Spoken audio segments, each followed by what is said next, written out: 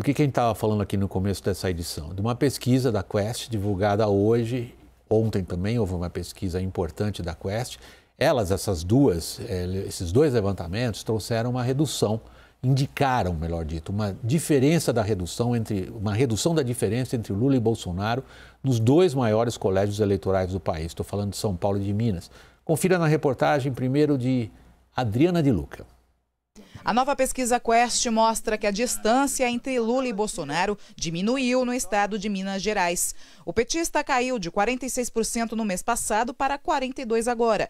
O presidente foi de 28% das intenções de votos em julho para 33% em agosto. A diferença, que era de 18 pontos, caiu para 9. Geralmente quem leva Minas consegue também levar o Brasil. É um estado que representa uma certa simbiose de culturas, né, regionais, e é um estado que muitas vezes divide o voto. Então é um eleitorado mais sofisticado, mais competitivo e ao mesmo tempo uma parcela muito grande do eleitorado nacional. Em São Paulo, maior colégio eleitoral do país, Bolsonaro também avançou e está tecnicamente empatado com o ex-presidente Lula, segundo a última pesquisa Quest. A campanha de Jair Bolsonaro comemora e muitos novos números. Para o QG do presidente, as agendas no Sudeste e o trabalho nas redes sociais surtiram efeito para reconquistar o eleitor que havia se desgarrado. Além disso, o pagamento da primeira parcela do Auxílio Brasil turbinado e a redução da inflação, impulsionada pela queda de preços dos combustíveis, são vistos como resultados positivos do esforço do presidente para melhorar a imagem do governo federal diante do eleitorado. Nós tivemos uma melhora significativa também no mercado de trabalho, então temos aí alguns movimentos que, se somados, trazem essa percepção de melhora no curto prazo e contribuem para essa melhora do presidente nesse momento. De certa forma, era uma pauta do seu principal concorrente e agora é um ponto positivo do Bolsonaro. Apesar do encurtamento da vantagem, Lula continua liderando as pesquisas de intenção de votos no cenário nacional. Mas a campanha do petista ligou o sinal de alerta. Segundo a CNN apurou, o PT entende que agora é o momento de apresentar propostas concretas e levá-las a grandes comícios em São Paulo e Belo Horizonte. A estratégia é apontar inconsistências do governo na economia e na assistência social, com um vai e vem nos programas conforme os interesses eleitorais. Aliados dizem ainda que é melhor a reação de Bolsonaro agora do que mais para frente, quando seria mais difícil alterar a rota para um contra-ataque. Essa expectativa de maior prosperidade, a esperança de que um retorno do Lula poderia também significar um retorno a uma era de maior prosperidade, acho que acaba sendo um dos seus maiores trunfos nessa corrida eleitoral. Vamos então à análise. Nós estamos felizes de contar nessa análise hoje com a presença do professor da Fundação Dom Cabral, uma importantíssima escola de business lá em Minas Gerais, Bruno Carrasa. Bruno, você é Minas aqui hoje no WW. Boa noite, bem-vindo à nossa roda. Lembrando, por ser uma roda, Bruno, não espere eu passar a palavra. Bruno, você é Minas aqui. Explica pra gente o que está acontecendo.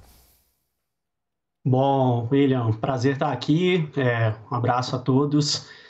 Sou Minas sempre, né? Minas de nascimento, moro aqui em Belo Horizonte e tenho acompanhado com muita atenção o que acontece aqui em Minas Gerais, porque, afinal de contas, Minas são muitas, como já diria Guimarães Rosa.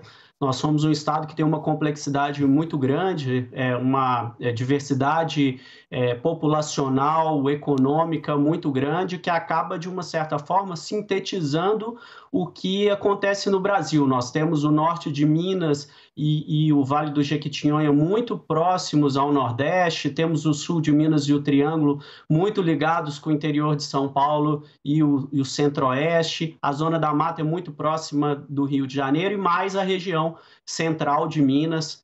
Então nós temos aqui as Minas e os Gerais, e é por isso que, somado a termos um eleitorado tão grande, né, de 10% da população do eleitorado brasileiro, isso faz com que todas as atenções voltem para Minas, e essas pesquisas que saíram, essa pesquisa que saiu hoje revela o quão a próxima eleição pode ter aí uma reta final acirrada entre os dois principais candidatos. Raquel, a lição que a campanha do Bolsonaro está tirando... Todo mundo no Brasil tem um pouco de superstição, né? Todo mundo, todos nós, não vamos negar, todos nós somos brasileiros. Essa escrita, que para ser vitorioso precisa ganhar em Minas, está transformando o clima na campanha do Bolsonaro, mas tem razão para isso? William, tem uma tendência importante aparecendo nas pesquisas, tanto de São Paulo quanto a de Minas Gerais, que é o crescimento de Jair Bolsonaro, particularmente em um eleitorado específico, a mulher evangélica. Isso apareceu muito claramente nas duas pesquisas. No caso de Minas Gerais, o presidente Lula ainda mantém uma dianteira um pouco mais confortável. Em São Paulo, a gente já percebe que está muito estreita a diferença. Fala-se empate técnico. Já fala-se empate técnico. E São Paulo, como a gente mencionava aqui ontem, o PT não vence desde 2002. O caso de Minas, ele é um pouco mais delicado, porque a gente ainda não consegue saber com muita clareza se Bolsonaro consegue ou não virar a eleição em Minas. Daí o que você disse, se ele virar a eleição em Minas, tem uma boa chance dele virar a eleição nacional. É isso que está todo mundo tentando entender, o quanto o Auxílio Brasil, essas medidas que esse auxílio que está começando a ser pago, o quanto isso e a mudança na estratégia da campanha do Bolsonaro vão ser suficientes para ele conseguir virar a eleição em Minas. Raquel, você já introduziu na conversa um ponto que nós preparamos, inclusive, para o nosso público, que a gente chama na nossa gíria de recorte, que é exatamente esse recorte da pesquisa dedicado a testar as intenções de voto de acordo com o que cada um declara ser a sua confissão de fé, a sua religião. Caio, posso pedir um minutinho de paciência a você e a você, Bruno? Nós vamos trazer isso porque eu acho que vai ajudar muito na nossa conversa. A gente tentar colocar em perspectiva o voto religioso e o voto de acordo com as particularidades de Minas Gerais. Essa pesquisa, ela testou as intenções de voto para presidente, eu estou falando lá de Minas Gerais, ok?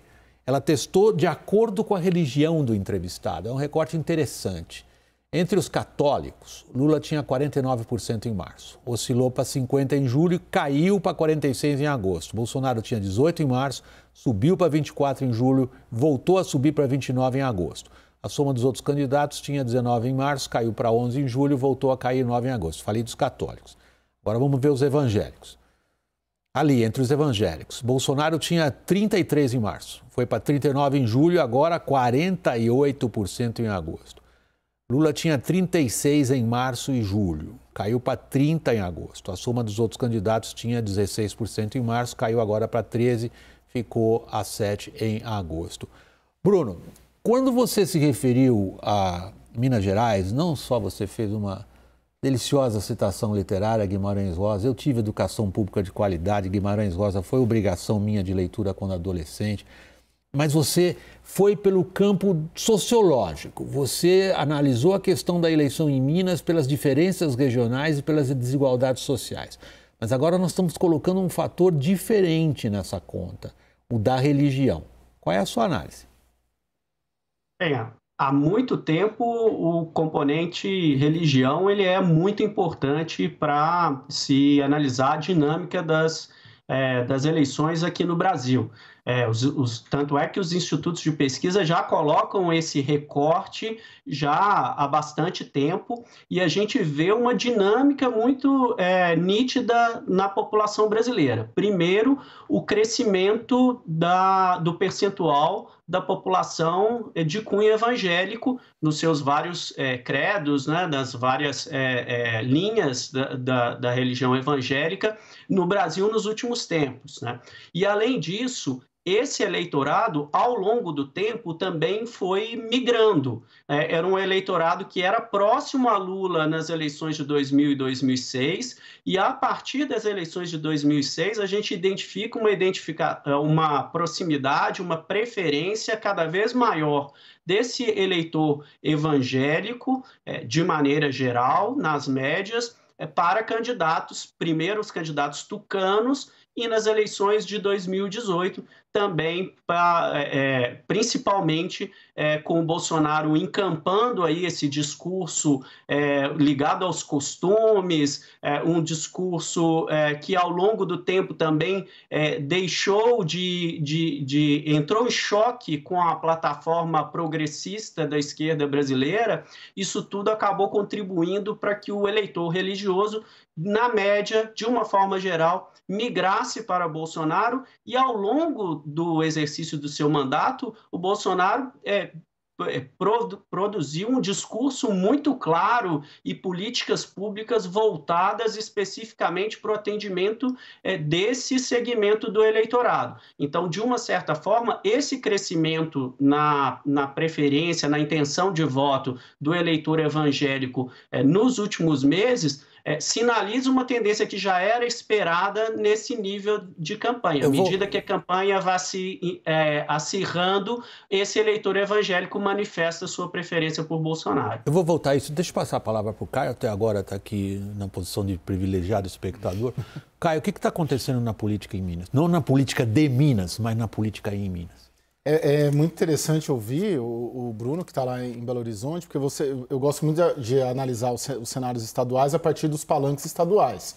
E nos palanques estaduais você tem um governador e um ex-prefeito de capital, né, de Belo Horizonte, né, que é o Alexandre Calil e o Romeu Zema.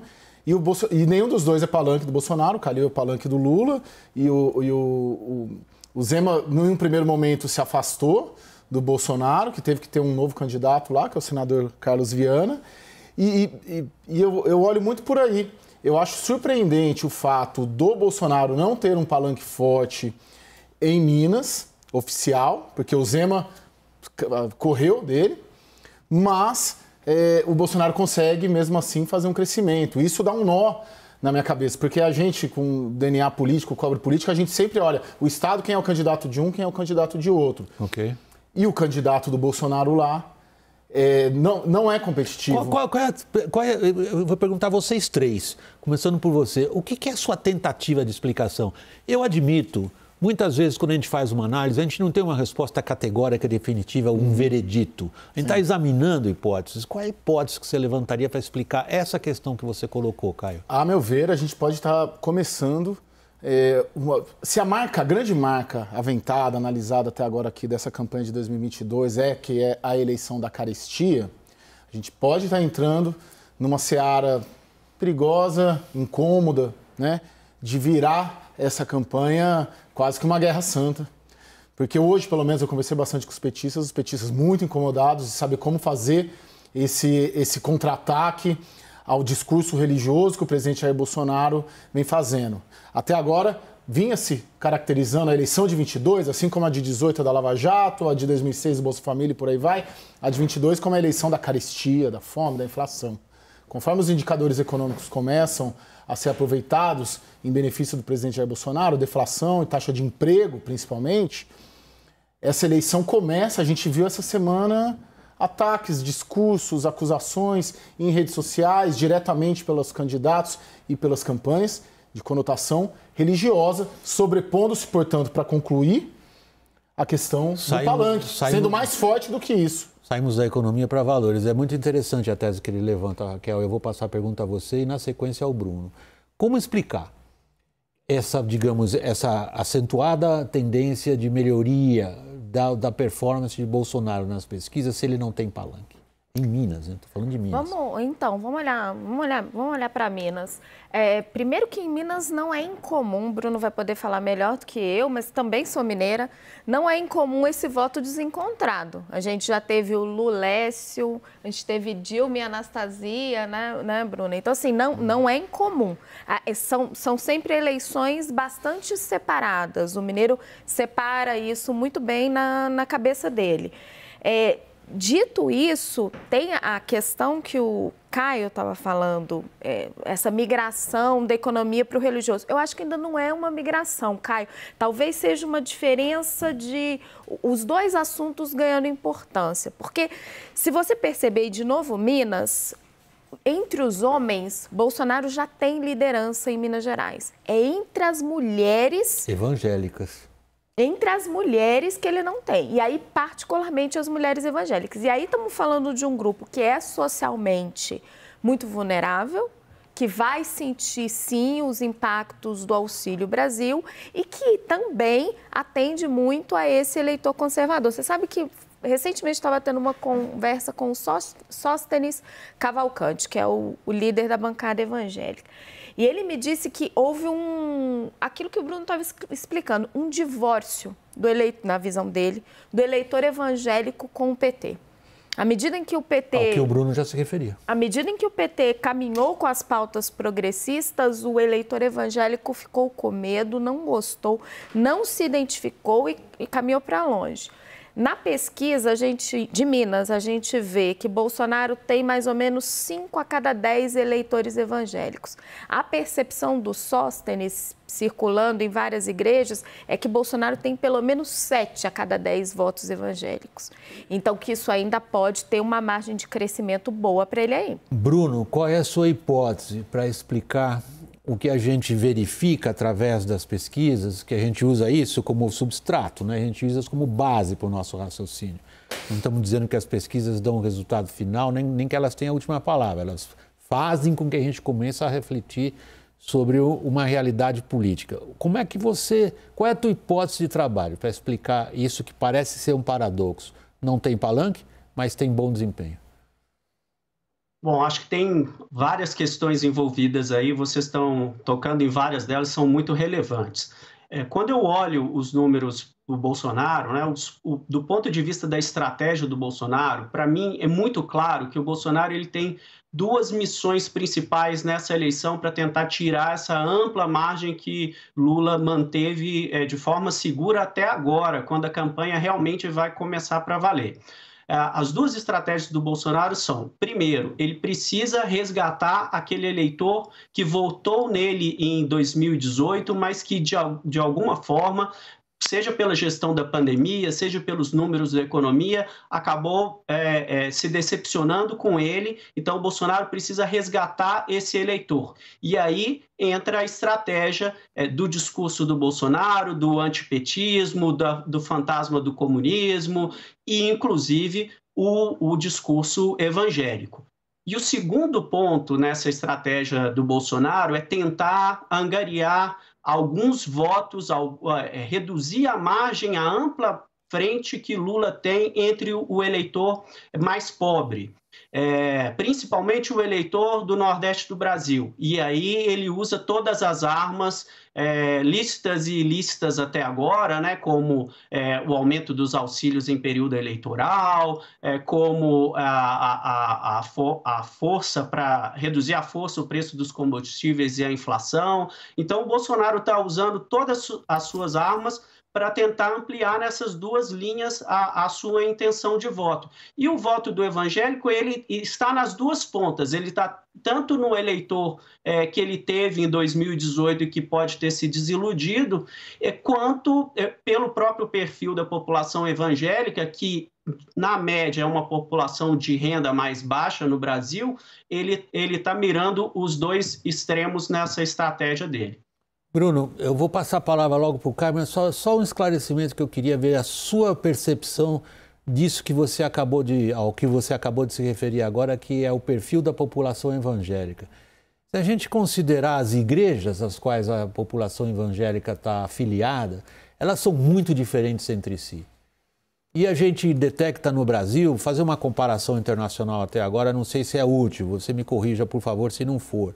Por exemplo, a gente não detecta no Brasil de forma tão clara como acontece nos Estados Unidos o prosperity preaching. A ideia desses movimentos associados a incentivar a sua, digamos, o seu rebanho, vamos falar assim, a se dedicar a pautas econômicas claramente liberais, claramente dedicadas ao prosperity preaching. É o que acontece em Minas? Você tocou num ponto muito importante. A gente não pode generalizar, porque é um segmento muito amplo da população. O nosso censo atrasou esse ano, então a gente não sabe o montante exato da população evangélica no Brasil, algo em torno entre 25% e 30%, as primeiras estimativas que a gente tem. E é um público realmente diverso, porque temos várias igrejas diferentes, de orientações diferentes, temos aqueles mais tradicionais e temos aqueles mais neopentecostais e em ambos, acho que o discurso do Bolsonaro toca a ambos. Ele toca tanto na questão dos valores mais conservadores, quanto toda essa pauta do Paulo Guedes, essa pauta liberal, esse discurso liberal, também toca os segmentos do eleitor evangélico, que tem uma visão mais da prosperidade, do empreendedorismo, né, de se depender menos do assistencialismo do Estado. Então, acho que nas duas pontas, o Bolsonaro ataca com seu discurso esse eleitor evangélico. Eu acho interessante a gente ver daqui em diante, daqui para a semana que vem, como que o PT vai tratar isso, porque não é simples você fazer um contra-ataque. Das conversas que eu tive hoje, por exemplo, falei com o deputado Alexandre Padilha exatamente sobre isso, ele coloca que o que vem sendo pensado, e ele defende, é você fazer um contra-ataque a partir do que seria uma contradição entre uma vinculação religiosa de um discurso político por parte do presidente Jair Bolsonaro, com paradoxos em relação a valores cristãos, né, a valores religiosos. Por exemplo, propagar discurso de ódio, né? Então, eles fariam essa vinculação, acusariam o presidente Jair Bolsonaro de fazer discurso de ódio e ser isso um paradoxo em relação a valores cristãos. Além disso, a questão do Ministério da Educação, né, que é um escândalo ainda em investigação, mas que você teve uma ocupação por parte... acusa-se ali principalmente 2 pastores de serem lobistas para desviar recursos públicos, o que seria também mais um paradoxo em relação a princípios e valores cristãos como o da honestidade. Mas se essa for a escolha dos marqueteiros do PT, me parece, olhando assim, estou sendo pela primeira vez confrontado com isso que você está colocando, que eu acho um ótimo ponto de reflexão para nós. Não me parece ir no cerne da questão. Me parece que ele está querendo, mostrar uma contradição entre discurso e prática. Bolsonaro se diz o cristão, mas não se comporta como tal. Segundo, ele ocupa o Ministério da Educação com figuras ligadas a movimentos religiosos, aí no caso dessas igrejas, que são figuras de dúbia reputação. Mas o que tanto a Raquel como o Bruno estavam levantando é o cerne, é a questão do valor, é a questão no que essas pessoas acreditam. Essas que as pesquisas indicam que começam a dar ao Bolsonaro uma, digamos, condição eleitoral em Minas que até aqui ele não tinha. Eu acho muito difícil o PT conseguir avançar muito sobre eleitor evangélico. É o contrário da agenda da esquerda, e tem uma questão que a gente não falou aqui. Complicado. André Mendonça. Quem pôs você pode, com uma frase, o presidente Jair Bolsonaro falar: eu coloquei um evangélico no Supremo Tribunal Federal.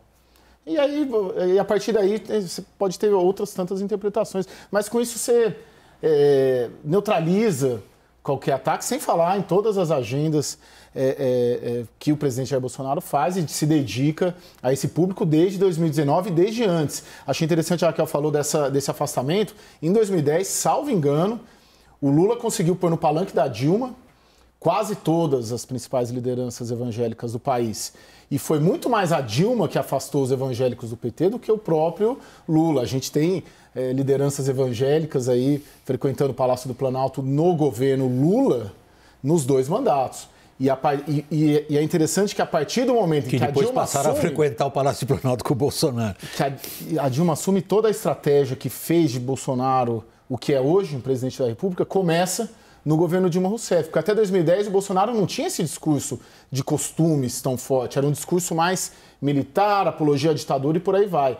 Ele começa com essas questões a partir do momento que ele capta um sentimento de rede social e introduz esse discurso religioso de costumes a partir de 2012, 2013, e aí Olavo de Carvalho, por aí vai, tem um papel preponderante até para culminar nisso que a gente está vendo hoje. E também queria colocar um outro ponto, William, são as 2 primeiras damas. né? Michele Bolsonaro entrou com muita força na campanha do marido, ela é bastante carismática, ela é uma devota muito fervorosa, então ela fala com muita facilidade com esse público, principalmente com a mulher evangélica. Por outro lado, a esposa de Lula tem uma visão, né, como a mulher moderna. E está tendo muito ataque em redes sociais, ligando Janja à Ubanda, às religiões de matrizes africanas. Então, assim, realmente está se encaminhando para uma campanha quase que uma guerra santa, como o Caio está falando, assim, muito guerra delicada. Santa é uma palavra forte. Foi ele que usou. Muito delicada forte. e muito difícil. Bruno, esse é um ponto nevrálgico. E realmente nós estamos falando de uma questão de valor. Qual é, e é o campo mais escorregadio, né? Quando a gente pede, por exemplo, analistas como você se arriscarem a um prognóstico. Você se arrisca a um prognóstico do peso dessa questão específica, que, por exemplo, a Raquel agora deu nome aos bois? Ou seja, boa parte do discurso agressivo, do ponto de vista da primeira-dama, é dizer isto aqui foi consagrado ao demônio. O demônio é uma palavra importantíssima nos cultos. É um conceito importantíssimo na visão de mundo de várias das igrejas evangélicas. Se isso é correto ou não, não é o meu ponto aqui. Eu estou destacando algo que para eles é essencial. É a figura do mal. E quando o mal é associado a a um agente político, que é o que se está fazendo em relação à mulher do Lula, que peso você vê isso de se desenvolver no debate político? Veja, William, é uma eleição com muitos recortes, né, que a gente vive agora. O país está dividido de diversas formas, regionalmente, entre o Nordeste, o Centro-Sul do país, em termos de gênero, em termos de renda, em faixas etárias. E o componente religioso é mais um ingrediente que torna essa eleição muito complexa. Pela própria natureza da eleição, de confrontar de um lado um presidente buscando a reeleição com um ex-presidente também buscando um terceiro mandato, todos eles figuras fortes, figuras que polarizam, que aglutinam muitos apoiadores, que têm torcida, e essa torcida é às vezes muito virulenta dos dois lados, né? Todas essas armas vão ser exploradas a exaustão nessa reta final da campanha, principalmente porque Bolsonaro precisa tirar essa diferença de forma rápida. A gente não viu na nossa história uma diferença dessa sendo tirada a 50 dias da eleição. Então, eu acredito que há na mesa todos os incentivos para um acirramento da campanha, e isso passa também pelo discurso religioso. Bruno Carrasa, muito obrigado a você, professor da Fundação Dom Cabral, essa escola de business com tanta relevância lá de Minas Gerais, Belo Horizonte. Obrigado aí pela participação de Minas hoje no WW exclusivo, quase dedicado a isso. Muito obrigado, boa noite. Muito obrigado, boa noite, e estamos à disposição, os mineiros. Raquel, até já. Caio, eu já vou dando um bom fim de semana para você, porque você vai ceder o lugar para o Lourival, nós vamos falar de outro assunto. Malandramente saindo mais cedo na sexta-feira. Eu também acho. Eu também acho. Como eu não sou babá de marmanjo. Então... Obrigado, Caio. Bom fim de semana já para você.